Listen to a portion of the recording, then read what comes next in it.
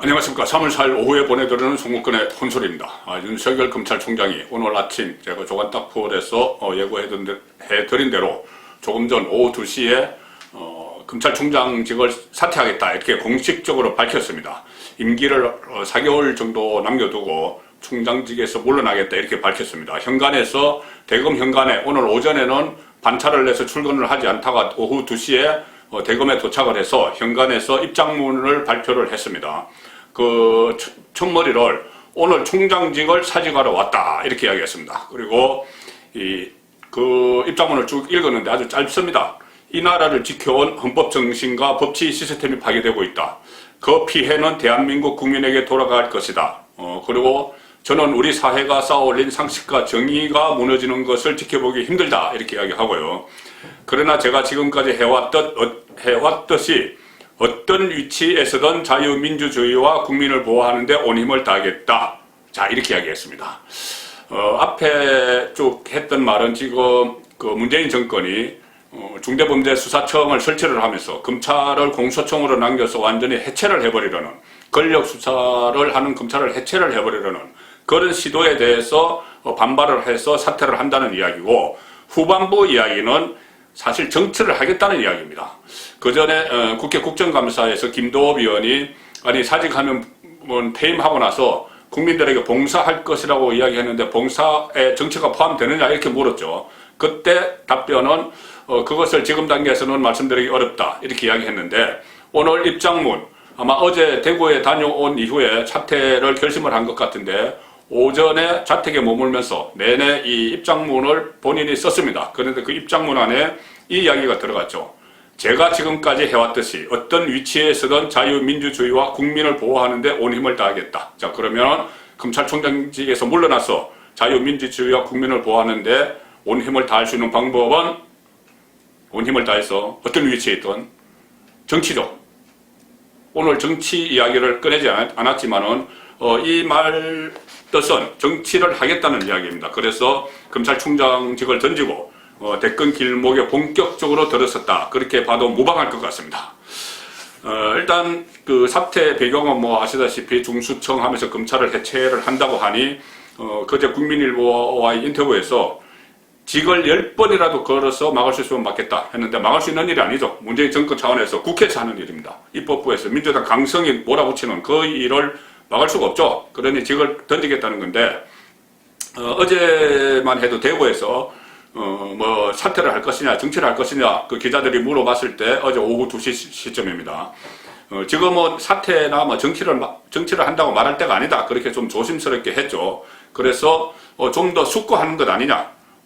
여당에서 지금 윤석열 총장이 강하게 국민일보 인터뷰도 하고 하니 여당에서 좀 속도 조절론, 그 전에 문재인 대통령이 속도 조절을 이야기했을 때는 외면을 해버렸죠. 민주당 강성파 지도부가.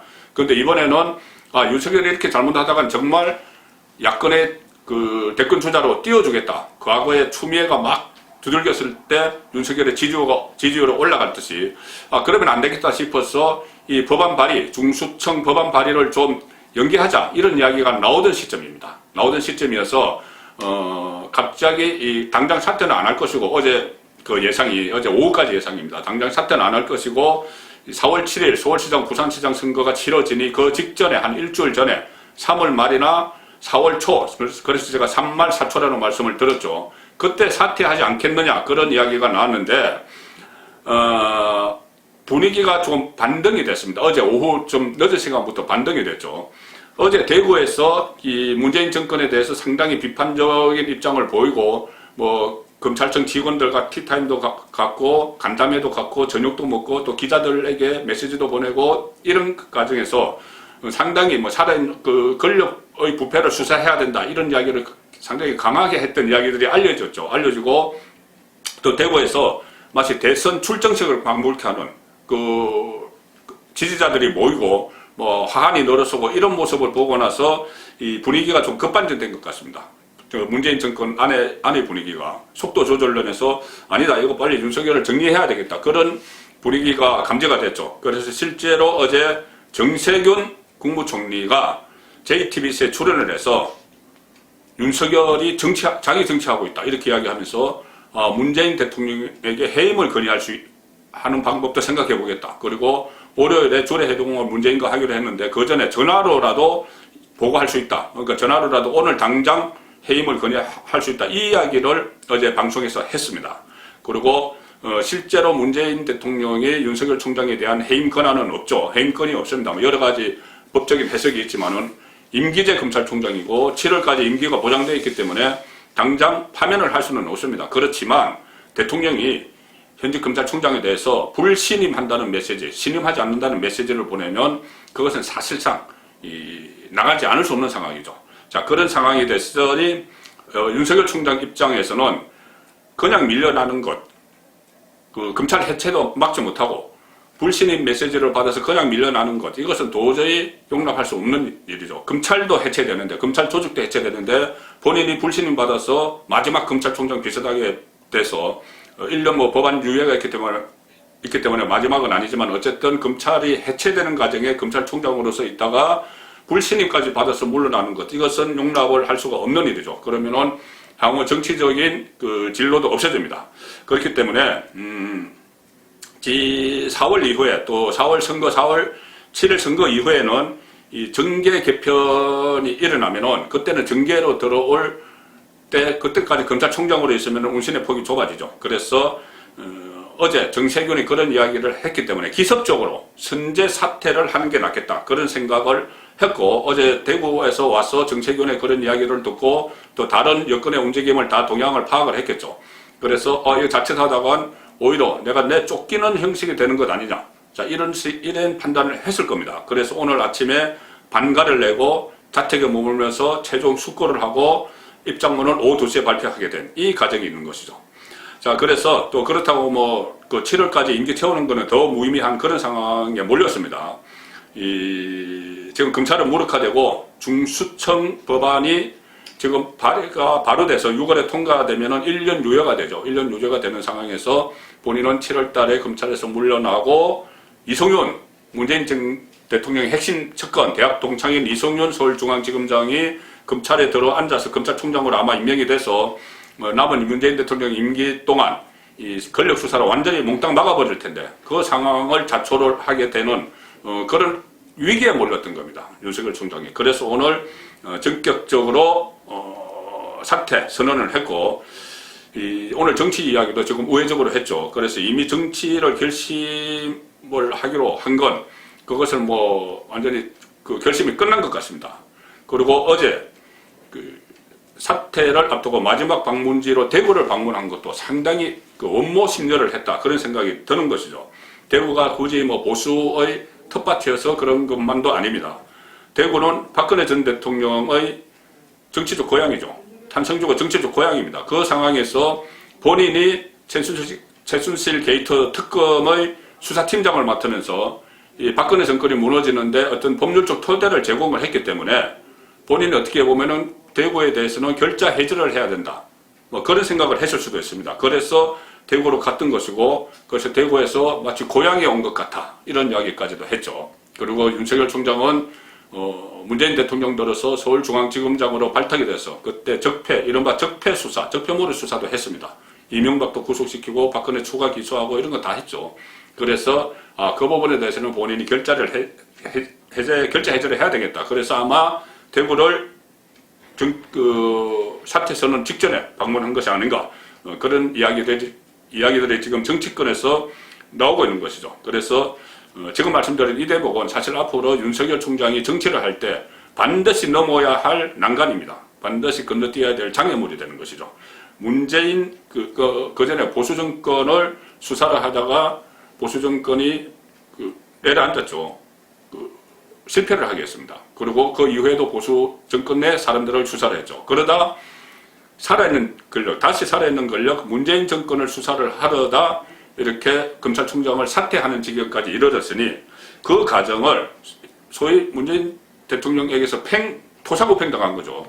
처음에 보수정권 수사한 그 공으로 서울중앙지검장, 검찰총장까지 됐다가 다시 문재인 정권을 수사하니 토사구팽당한 겁니다. 이 과정을 앞으로 보수 유권자가 어떻게 받아들일지, 그래서 범보수, 범야권의 차기 대권 주자로 인정을 할지, 그 부분이 지금 앞으로 최대 숙제로 남아있는 것이죠. 자, 좀 구체적으로 들어가 보면은 앞으로 윤석열이 대권 기회에 들어서는 방법은 두 갈래가 있을 겁니다. 하나는 지금 현재의 제1야당, 거대 의석을 가진 제1야당 국민의힘에 같이 가는 것이죠. 또 하나는 국민의힘이 아닌 제3의 신당을 창당하는 길도 있습니다. 그런데 그것이 4월 7일 실시되는 보궐선거, 특히 최대 승부처인 서울시장 선거가 어떻게 될지에 따라서 완전히 좀 달라질 수가 있죠. 서울시장 선거에서 국민의힘이 지면은, 그러니까 뭐 국민의힘이든 안철수든 여기서 범야권 후보가 패배를 하게 되면은 이 야당발 정계 개편이 일어나지 않을 수가 없습니다. 지금 선거에서 벌써 5번, 6번 졌기 때문에 특히 윤석열이 지금 나와 있기 때문에 더욱더 이것은 내관이 될 수가 있는 것이죠. 윤석열의 내관이 돼서 윤석열을 중심축으로 해서 정계 개편이 이루어질 가능성. 그렇게 되면은 기존의 범야권들을 상당 부분 윤석열이 흡수해서 갈 수가 있습니다. 그런데 반면에 야당이 승리를 하게 되면은 윤석열이 국민의힘으로 들어가는 문은 좀 좁아지죠. 그 경우에는 기존의 잠룡들, 뭐 아침에 제가 소개해드린 대로 홍준표 의원 같은 경우는 상당히 견제를 합니다. 안철수를. 그리고 기존의 잠룡들, 뭐 유승민, 원희룡 이런 사람들이 다시 부상이 될 수 있습니다. 자, 그 과정에서 또 외부에서 새로운 인물이 들어올 수도 있고 야당이 선거에서 승리하면은 그러면 윤석열에게는 그 국민의힘 문은 좁아지죠. 그 대신 제3지대에서 새로운 신당을 창당해서 가령 뭐 안철수가 같이 하든지 중도 가치를 내걸고 아니면 정의 또 이념이 아닌 정의와 공정의 가치로 새로운 정치 결사체를 형성을 해서 가다가 대선을 앞두고 국민의힘 세력과 또 단일화하거나 합종 연행을 하는 그런 그림을 지금 그려볼 수가 있습니다. 자, 어쨌든 지금부터 윤석열의 정치는 시작인데 대권주자 윤석열의 시간은 시작인데 자, 문재인 대통령, 문재인 정권이 들어서는데 1등 공신 중에 한 사람이 윤석열입니다. 보수 정권을 수사를 해서 무너뜨렸기 때문에. 그런데 지금은 문재인 정권의 최대의 적이 됐습니다. 문재인 정권이 앞으로 남은 1년 동안 레임덕에 빠지게 하는 그런 역할을 할 가능성이 높고 또 정권 재창출을 하는 데 있어서 윤석열의 최대 걸림돌이 되는 그런 상황으로 들어섰습니다. 어쨌든 지금은 모든 것이 불투명한 상황이기도 하죠. 일단 윤석열이 검찰총장직을 내던지고 대권 가도에 들어섰는데 그 길이 제대로 탄탄대로일지 아니면 여러 가지 질곡이 있을지 지금부터 상황을 지켜봐야 됩니다. 정권의 혼술이었습니다.